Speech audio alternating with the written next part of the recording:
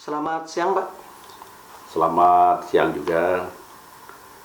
Dan Adil Katalino Bacuramin Kak Saruga Besengat Kayu Bata.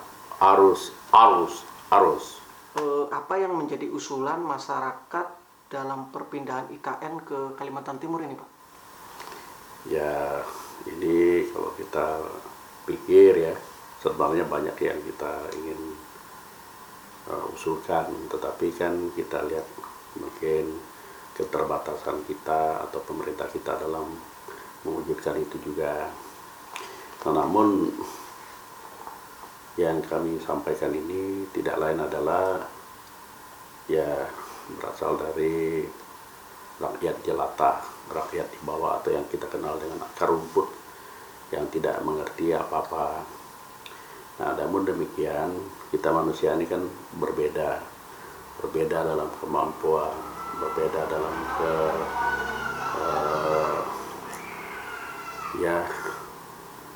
dalam kapasitas, berbeda dalam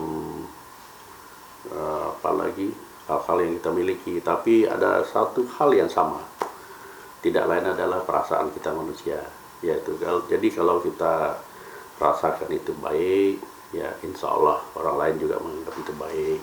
Dan kalau kita menganggap itu indah, insya Allah orang menganggap itu juga indah. Nah, yang kita perjuangkan itu atau yang kita ingin usulkan pertama adalah pembangunan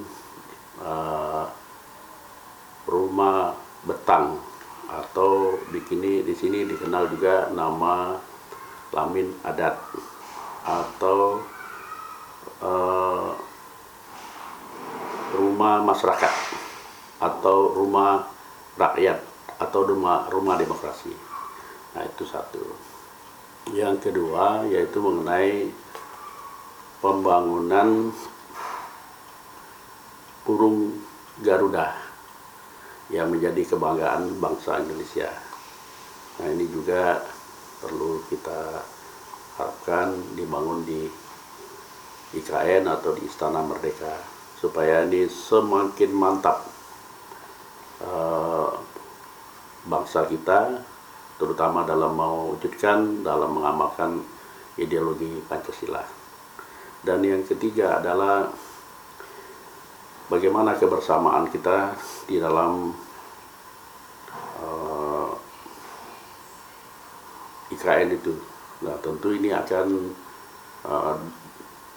dihuni oleh orang bermacam-macam, bahkan dari mancanegara, dari bermacam-macam suku, dari bermacam-macam agama, dari bermacam-macam ras golongan. Di situ semua akan menjadi satu. Bukan hanya itu aja, mungkin termasuk orang yang kaya, miskin, dan seterusnya. Mungkin itu yang kita usulkan. Mungkin masyarakat ini ingin mengenal ini, Pak, fungsi dari rumah betang, kemudian manfaatnya apa bagi masyarakat nanti khususnya ke depan ini, Pak, di IKN, Pak. Ya, jadi rumah betang itu begini.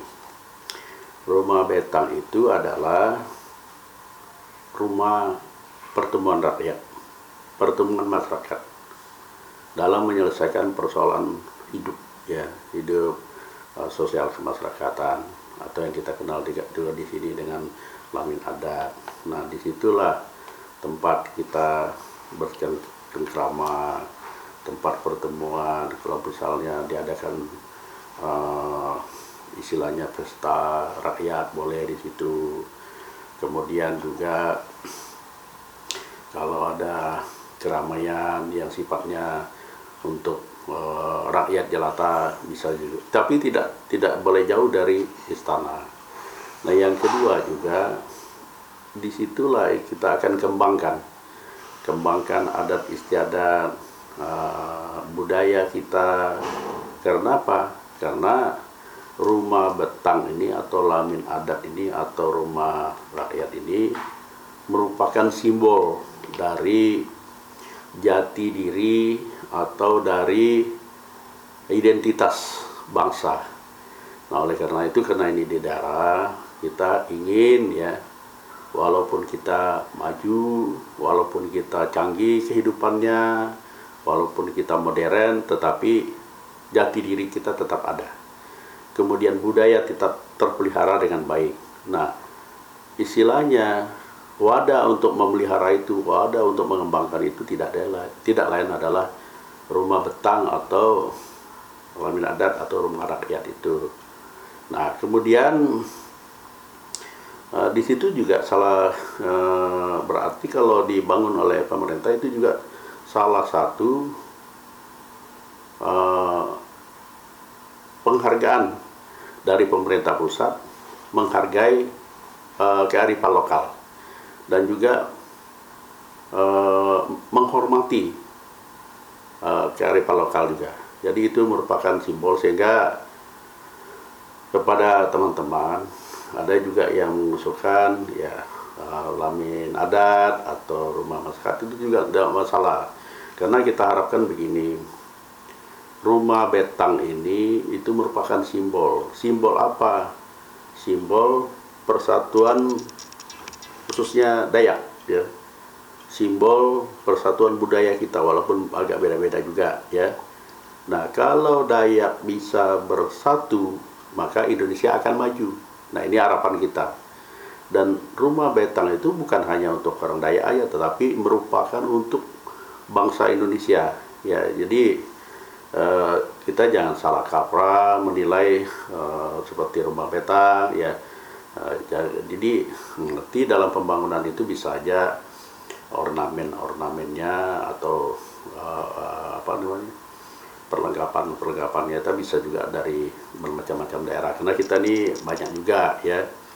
Dan di samping itu, seperti apa yang saya katakan tadi, rumah betang ini sekaligus sebagai rumah rakyat, rumah demokrasi. Artinya itu apa? Kita, sistem pemerintahan kita ini menganut sistem demokrasi. Nah, demokrasi itu memberi kebebasan, memberi keleluasan kepada rakyat untuk menyampaikan aspirasinya. Nah, yang selama ini kita dengar ya, ada beberapa tokoh-tokoh kita yang mengatakan bahwa demokrasi itu bertentangan dengan agama. Nah, ada yang khotbah begitu juga ya kan. Nah, tapi kita tidak menyalahkan itu karena mungkin belum paham juga. Sebenarnya demokrasi itu berasal dari ajaran agama. Ajaran agama yang mana? Tentu dari agama Islam, ajaran agama Kristen, Hindu, Buddha, Konghucu, dan agama yang lainnya.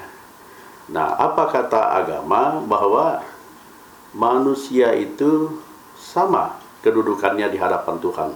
Tidak ada yang lebih tinggi, tidak ada yang lebih rendah, tidak ada yang kaya, tidak ada yang miskin, tidak ada yang darah biru, tidak ada yang darah merah. Semua sama. Nah, itulah asalnya demokrasi. Makanya kalau negara kita memilih sistem demokrasi itu sudah tepat, ya, sesuai dengan zaman sekarang ini, sistem pemerintahan kita yang sudah benar. Nah, kemudian ada yang mengatakan juga demokrasi itu berasal dari Barat. Nah, itu juga tidak salah. Karena apa? Pertama, demokrasi itu dikaji secara ilmiah itu dari Yunani. Makanya demokrasi itu berasal dari kata demos dan kratos. Artinya pemerintahan yang dari rakyat, oleh rakyat, dan untuk rakyat. Jadi kita ini sudah memilih sistem pemerintahan yang tepat.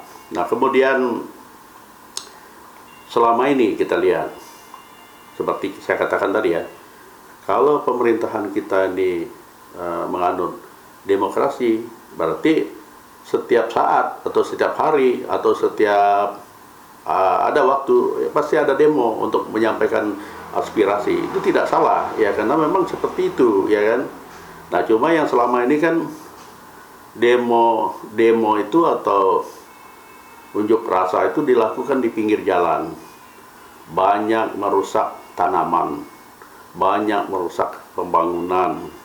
Kemudian yang lebih parah lagi, banyak yang jadi korban, tidak hanya harta tetapi juga jiwa. Nah, ini ke depan IKN yang serba modern ini, serba canggih, serba menggunakan ilmu pengetahuan ini tertata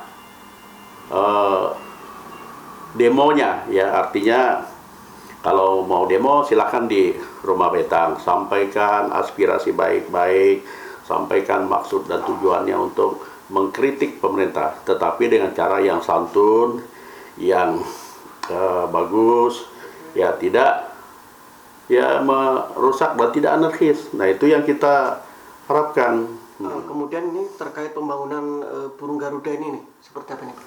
Nah, ini keinginan juga yang kedua, ya. Nah, kita lihat burung Garuda itu yang sudah divisualkan itu sudah bagus, ya. Kita sangat berterima kasih kepada Presiden kita dan juga kepada Pak Inyoman Warta itu, ya, yang pematung atau pematung nasional kita, ya, itu sudah bagus. Namun, ya, karena ini menyangkut negara, menyangkut bangsa, ya, kita mengharapkan lebih baik lagi, ya.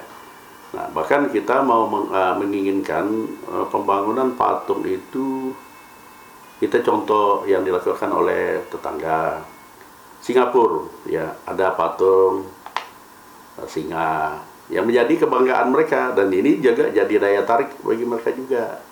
Nah, yang berikutnya lagi ada di Malaysia itu adalah pembangunan kantor Perdana Menteri. Wah, itu juga megah di atas gunung, dan ini jadi kebanggaan mereka. Ada lagi pembangunan gedung kembar atau Twin Tower itu. Jadi kebanggaan Malaysia juga itu, dan itu sekaligus jadi daya tarik wisata. Nah, selebihnya lagi ada yang kita kenal lagi dengan Hainan, Cina. Nah, itu patung Dewi Kuan Im itu dibangun sekitar 108 meter di pinggir laut, ya. Kemudian ditata di sekitar itu indah, megah, dan itu menjadi daya tarik wisata dan sekaligus menjadi kebanggaan bagi Cina, khususnya di Hainan. Nah, kita mengharapkan gitu. Akibatnya apa? Ini ternyata patung Dwi Kuan Im itu membawa berkah bagi mereka. Artinya apa? Ini membawa pengunjung ke Hainan itu, ya, bis antri bawa mereka ke lokasi. Nah, bis itu penuh, hotel penuh.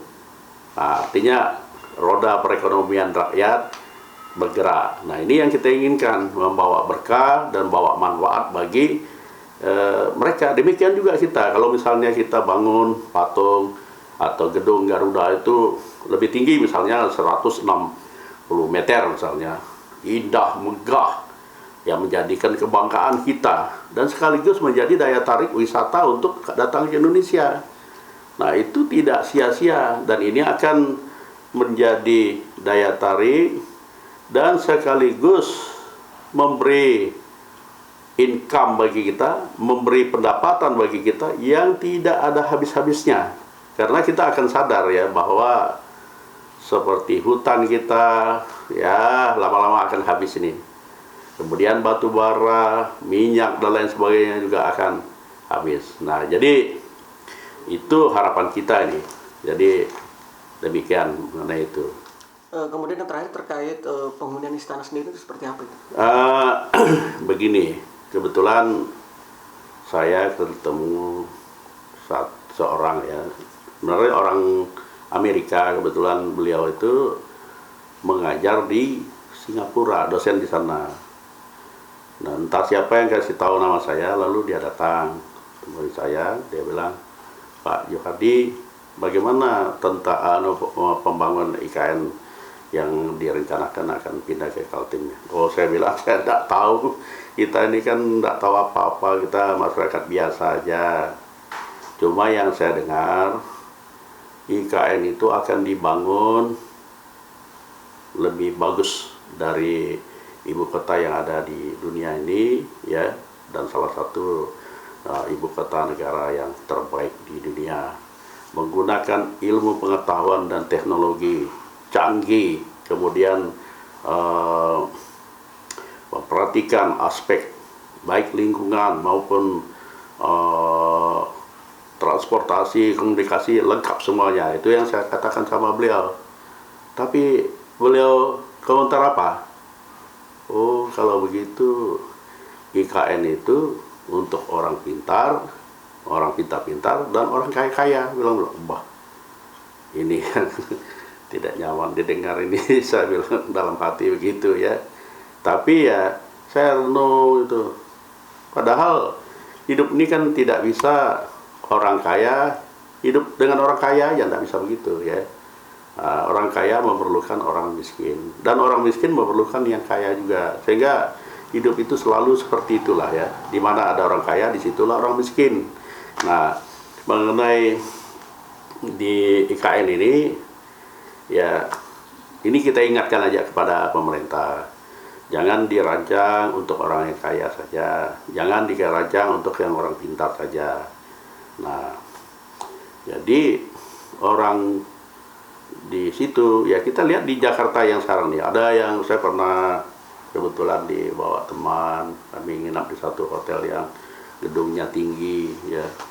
Tapi ternyata karyawannya yang cantik-cantik, ganteng-ganteng, masih muda, ternyata mereka makan di warung kaki lima di bawah, ada di sampingnya itu, di warung yang sederhana, ya, ada ya apa nama itu, ada rendang, ada apa nama itu, pecel, nasi pecel, ya, ada nasi goreng di situ, ya, makanan yang sederhana. Jadi saya tanya mereka, kok kenapa makannya sih enggak enggak disiapkan untuk yang ada kantin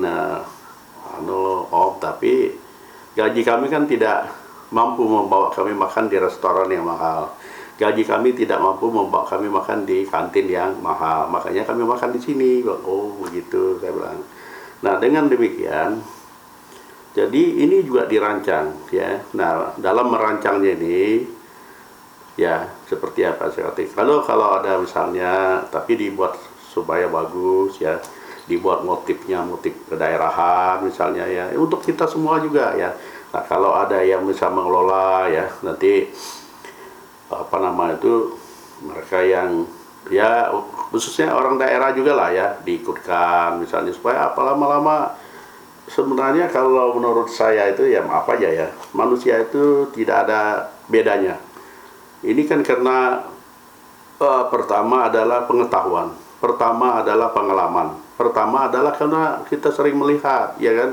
Jadi kalau misalnya anak kita, katakanlah orang daerah misalnya jual pecel lele aja di situ misalnya, lama-lama kan mereka itu kan akan perhatikan apa, kelakuan orang kaya itu bagaimana sih, kelakuan orang pintar itu bagaimana sih. Lama-lama mereka akan mengikuti perilaku dan kelakuan orang yang kaya-kaya dan orang yang pintar-pintar. Jadi otomatis berikutnya salah-salah mereka yang jadi orang kaya-kaya dan jadi orang pintar-pintar. Nah, itu yang kita harapkan ke depan untuk warga dan masyarakat kita. Jadi mungkin 3 hal ini yang ingin saya sampaikan. Kita boleh canggih, kita hebat, ya, tetapi jangan sampai budaya dan jati diri kita, identitas kita, budaya lokal kita jangan dihilangkan. Mungkin ini yang saya sampaikan, kurang lebihnya saya ucapkan terima kasih. Tuhan memberkati.